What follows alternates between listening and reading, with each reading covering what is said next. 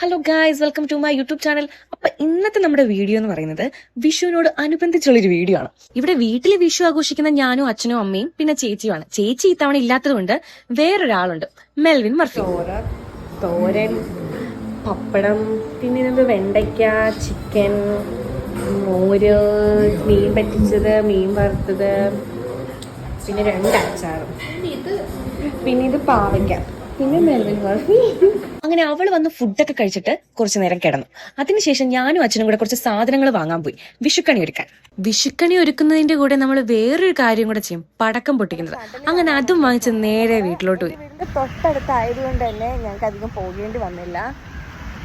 So hi കടല്, എന്നെ കടല് കാണിച്ചു തരുമോ? ആ ഒരു അവസ്ഥയിലാണ് ഞങ്ങളിപ്പോൾ ഇവിടെ നിൽക്കുന്നത്. അങ്ങനെ ഇവിടെ നമ്മൾ കണിക്കൊന്ന കെട്ടിയിടുവാണ്, എന്നാലേ ആ ഒരു വൈബ് വരത്തുള്ളൂ അല്ലേ?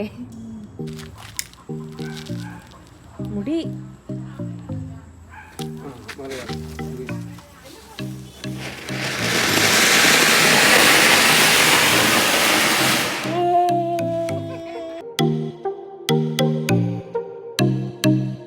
അങ്ങനെ കടലിൽ പോയി പടക്കമൊക്കെ പൊട്ടിച്ച് നമ്മൾ നേരെ കണി ഒരുക്കാൻ പോയി.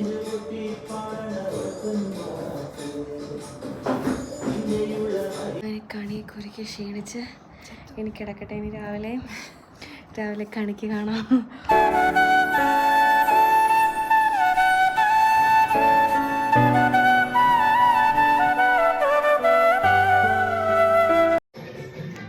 ഒരുങ്ങി കഴിഞ്ഞ് ഞങ്ങൾ ഇനി അമ്പലത്തിൽ പോകാൻ പോവുകയാണ്.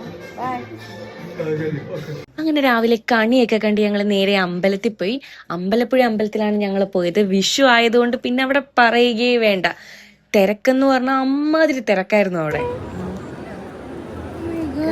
നല്ല തിരക്കാണോ? ക്യൂ എന്നൊക്കെ പറഞ്ഞ ഇതാണ് ക്യൂ. എന്റെ മോനിതിൽ അവിടെ വരെ ക്യൂ. വെള്ളമൊക്കെ വറ്റി.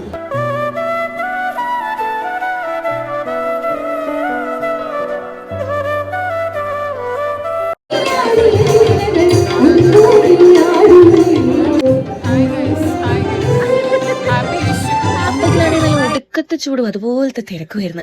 അവിടെ നിൽക്കാനേ നമുക്ക് തോന്നത്തില്ല, അത്ര ചൂടാണ് അവിടെ.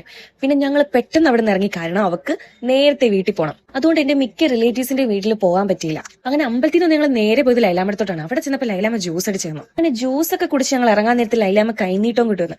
അപ്പൊ പിന്നെ ഒരു സന്തോഷമായിരുന്നു. അങ്ങനെ ലൈലാമക്ക് ടാറ്റയും പറഞ്ഞിറങ്ങി നേരെ പോയത് ഫുഡ് കഴിക്കാനാണ്. അതിന്റെ വീഡിയോ ഞാൻ എടുത്തിട്ടില്ല, കാരണം സമയമില്ലായിരുന്നു. അങ്ങനെ ഫുഡൊക്കെ കഴിച്ച് ഞങ്ങൾ നേരെ ഇവളെ കൊണ്ടാക്കാൻ പോയി.